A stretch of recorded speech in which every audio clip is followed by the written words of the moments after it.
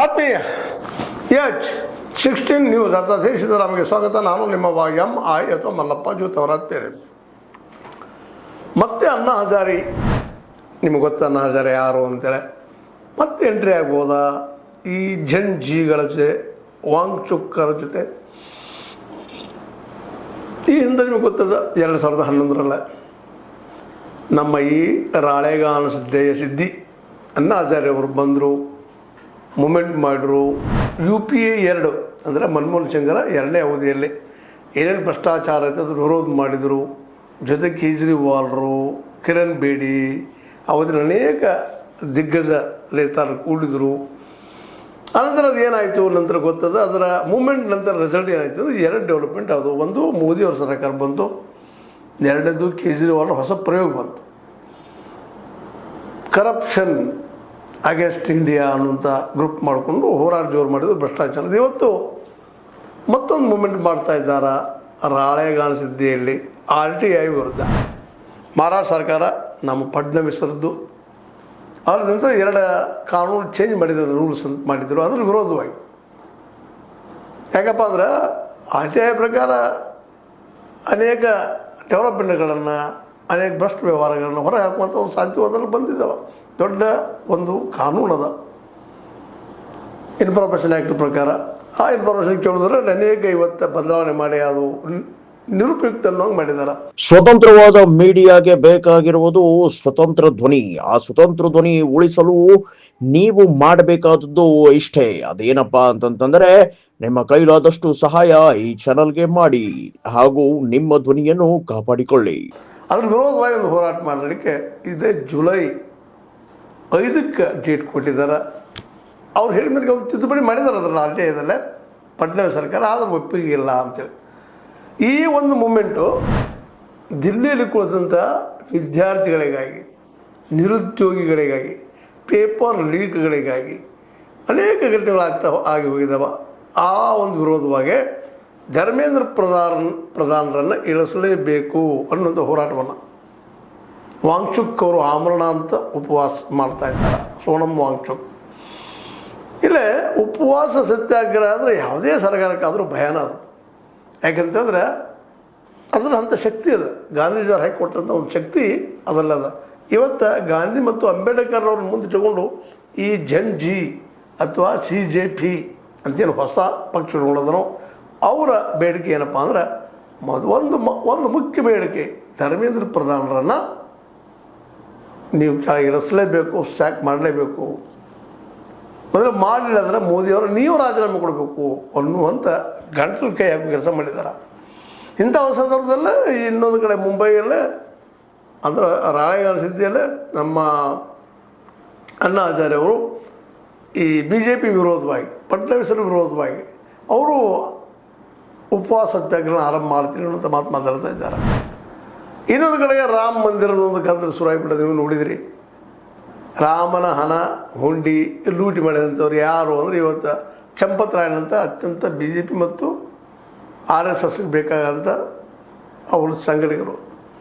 ಹೀಗಾಗಿ ಎಲ್ಲ ಕಡೆಯಿಂದಲೂ ಏಕಾಲಕ್ಕೆ ಒಂದು ಕಡೆ ವಿದ್ಯಾರ್ಥಿಗಳು ಇವತ್ತೆಲ್ಲ ಎದುರಿಂದ ಬಿಟ್ಟಿದ್ದಾರೆ. ಇವತ್ತು 17-18 ವರ್ಷ ಹಿಡ್ಕೊಂಡು 30 ವರ್ಷ ಒಳಗೆ ಹುಡುಗರೆಲ್ಲ ಅಭಿಜಿತ್ ದಿಪ್ಕೆ ಅವ್ರ ನೇತೃತ್ವದಲ್ಲಿ, ಅವ್ರ ಮಾತಿನ ನೆಲೆಗಟ್ಟಿನಲ್ಲಿ ಇಂಥ ಒಂದರಲ್ಲೇ ಈಗ ಇವತ್ತು ಸೋನಮ್ ವಾಂಗ್ಚುಕ್ ಅವರು ಉಪವಾಸ ಸತ್ಯಾಗ್ರಹ ನಡೆಸಿದ್ದಾರೆ. ಇದು ರಿಸಲ್ಟ್ ಆಗಲೇಬೇಕು, ಈ ಪ್ರಧಾನವನ್ನು ಇಳಿಸಲೇಬೇಕು ಅಂತೇಳಿ.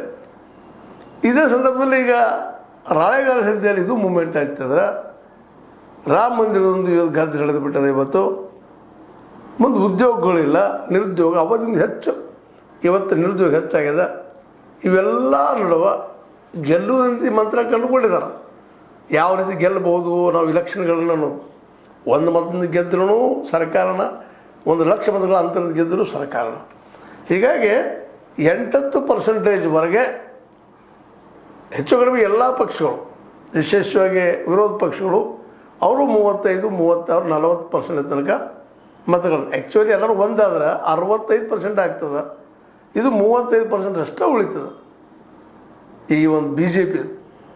35% ತೊಗೊಂಡು 65% ಬಂದಾದ್ರೆ ಸರ್ಕಾರ ಬಿದ್ದು ಬಿಡ್ತದೆ. ಅದನ್ನು ಎರಡು ಮಾತ್ರ ಇಲ್ಲ. ಆದರೆ ಅದು ಆಗ್ತಾ ಇಲ್ಲ, ಅದನ್ನು ಮಾಡಿ ಕೊಡ್ತಾ ಇಲ್ಲ. ಇಲ್ಲಿ ವ್ಯವಸ್ಥೆಗಳು, ಇಲ್ಲಿ ರಾಜಕಾರಣಿಗಳು ಈಗ ನಿಮಗೆ ಗೊತ್ತಿದ್ದದ.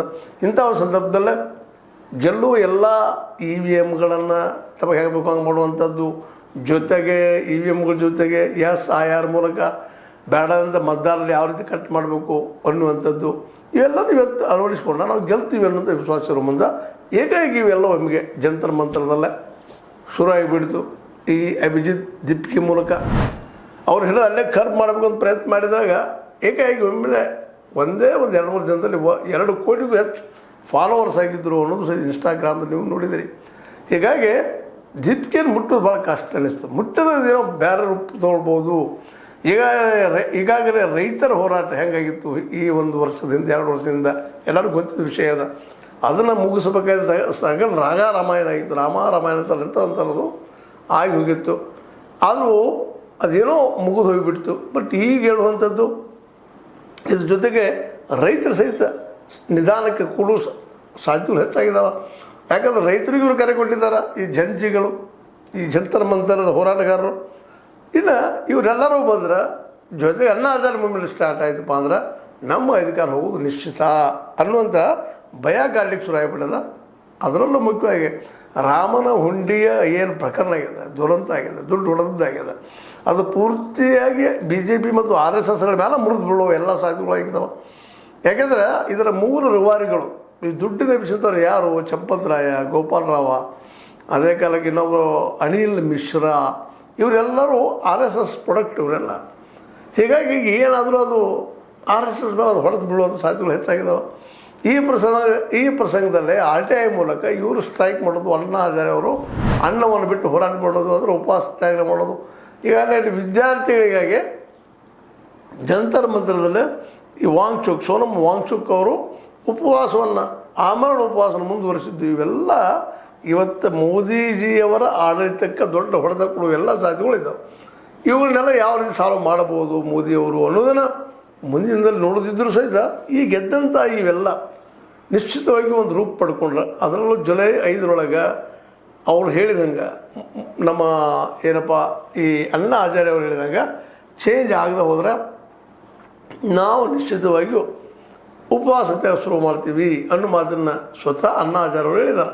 ಹೀಗಾಗಿ ಒಟ್ಟಾರೆಯಾಗಿ ಪಿಕ್ಚರ್ ಏನಾಗ್ತಾ ಇದೆಯಪ್ಪ ಅಂತಂದ್ರೆ ಮೋದಿ ಸರ್ಕಾರಕ್ಕೆ ಒಂದು ಕಡೆಗೆ ನಮ್ಮ ಅಣ್ಣಾ ಹಜಾರೆ ಅವ್ರ ಕಾಟ, ದೆಹಲಿಯಲ್ಲಿ ನೋಡೋದು ಜಂತರ ಮಂತರ ಕಾಕ್ರೋಚ್ಗಳ ಕಾಟ, ಇನ್ನು ಅದೇ ರೀತಿ ದಕ್ಷಿಣಕ್ಕೆ ಬಂದರೆ ಇಲ್ಲೂ ಕಾಟುಗಳಿದ್ದಾವೆ, ಕಿರಿಕಿರಿಗಳಿದ್ದಾವೆ. ಅದರಲ್ಲೂ ಮುಖ್ಯವಾಗಿ ರಾಮ ಮಂದಿರ, ಲಕ್ನೋಕ್ಕೆ ಬಂದರೆ ರಾಮ ಮಂದಿರದ್ದು ಅದು ಜೋರ್ದಾರ ಹಿಡಿತಾ ಇದೆ. ಅಯೋಧ್ಯ ಪ್ರಕರಣ ಇವೆಲ್ಲನೂ ನೋಡಿದಾಗ ಮೋದಿ ಮತ್ತು ಶಾ ಅವ್ರ ಸರ್ಕಾರ, BJP, ಅದೇ ಕಾಲಕ್ಕೆ ಈ ನಮ್ಮ ಏನಪ್ಪ ಅಂತಂದ್ರೆ ಮೋಹನ್ ಭಾಗವತ್ ಅವರ ಈ RSS ಇವರಿಗೆಲ್ಲ ಇವತ್ತೊಂದು ಏನಪ್ಪ ಅಂದ್ರೆ ಹೊಸ ಒಂದು ಮೂಮೆಂಟ ಏನಾಗ್ಬೋದು, ಗಂಟಲಿಗೆ ಗಾನ ಆಗ್ಬೋದಾ ಅಥವಾ ಇವ್ರನ್ನ ತಡಿಬೋದಾ, ಇವರಿಗೆ ಸಮಾಪ್ತಿ ಕೊಡಬೋದು ಅಂತ. ಯಾವ ರಾಮನ ಹಿಡ್ಕೊಂಡು ರಾಮ ಇವತ್ತು ಇವರವಾಗಿ ಉಳಿತಾ ಇಲ್ಲ. ಅಲ್ಲಿ ಟ್ರಸ್ಟನು ಇವತ್ತು ಅನಿವಾರ್ಯವಾಗಿ ಟ್ರಸ್ಟದ ಮಹಾಸಚಿವ ಚಂಪತರಾಯ ರಾಜೀನಾಮೆ ಕೊಡುವಂಥ ಪ್ರಸಂಗ ಬಂದದ. ಮತ್ತು ದಿನಕ್ಕೆ ಅದು ಮೂಮೆಂಟ್ ಹೆಚ್ಚಾಗ್ತದೆ. ಅದೇ ಕಾಲಕ್ಕೆ ಇದು ಸಹಿತ ಯಾವುದೋ ದೆಹಲಿಯಲ್ಲಿ ಹೇಳದಂಥ ಜಂತರ ಮಂತರದ ಶಿಕ್ಷಣದ ಹೋರಾಟ ಇದು ಜೋರಾಗ್ತಾ ಇದೆ. ಯಾಕಂದ್ರೆ middle class, lower middle class ಇವತ್ತು ಎಲ್ಲರೂ ಮೋದಿ ಅವರಿಂದ ನಿರಾಶೆ ಆಗಿದ್ದಾರೆ. ಇಲ್ಲಿ ಭ್ರಷ್ಟಾಚಾರ ಹೋಗಲಿಲ್ಲ, ಶಿಕ್ಷಣ ನಮಗೆಲ್ಲ ಫ್ರೀಯಾಗಿ ಸಿಗ್ತಾ ಇಲ್ಲ, ಏನು ತೊಂದರೆ ಆಗೋಗಿದೆ, ಎಲ್ಲ ಆಗಿದೆ, ನಿರುದ್ಯೋಗದ ಹೆಚ್ಚಾಗ್ಯದ, ಬೆಲೆ ಏರಿಕೆ ಜೋರಾಗ್ಯದ. ಹೀಗಾಗಿ ಈ ಎಲ್ಲ ಡೆವಲಪ್ಮೆಂಟ್ಗಳ ಮೂಲಕವಾಗಿ ಅದರಲ್ಲೂ ಅಣ್ಣಾ ಹಜಾರೆ ಅವರು ಎದ್ದಿದ್ದಾರೆ. ಇವತ್ತು ಪ್ರಶ್ನೆ ಮಾಡ್ತಾ ಇದ್ದಾರೆ ಏನಪ್ಪ ಅಂತಂದ್ರೆ ನಮ್ಮ RTI ನಾ ಹೇಳಿದಾಗ ತಿದ್ದುಪಡಿ ಮಾಡಲೇಬೇಕು ಅನ್ನುವಂಥದ್ದು. ಜುಲೈ 5 ಏನೇನು ಆಗ್ಬೋದು ನೋಡು, ನಾ ಮಾತು ಬೇರೆ ಇದೆ.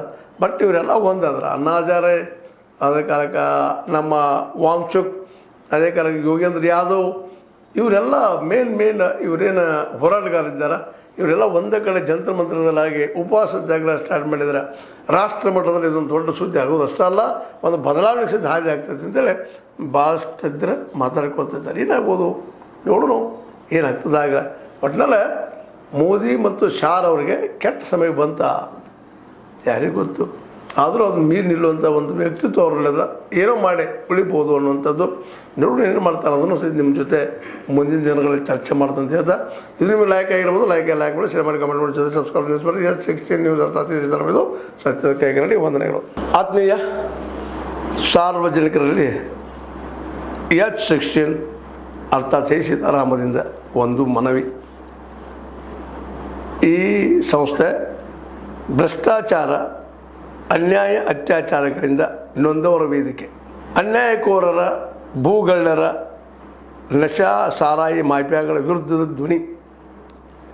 ರೈತರ, ಕೂಲಿಕಾರ, ಕಾರ್ಮಿಕರ, ಬಿದ್ದ ಸಮುದಾಯ ಜನರ ಧ್ವನಿ. ಬೆಂಬಲವಾಗಿ ನಿಂತು ತನುಮನ ಧನದ ಸಹಾಯಕ್ಕೆ ಸಾರ್ವಜನಿಕರಲ್ಲಿ ಕೋರಿಕೆ. ದಾನದ ಸಹಾಯ ನೀಡಿ ಸ್ವಾತಂತ್ರ್ಯ ಪತ್ರಿಕೋದ್ಯಮ ಉಳಿಸಿ ಬೆಳೆಸಿ. ವಂದನೆಗಳು. ತಮ್ಮನ್ನೇ ನಂಬಿರುವ ಮಲ್ಲಪ್ಪ ಇ ಜೋತಾವರ್.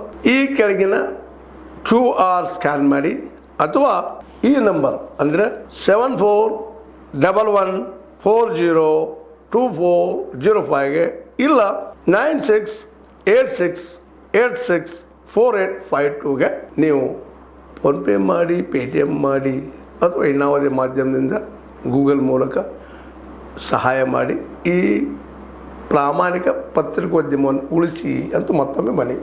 ವಂದನೆಗಳು.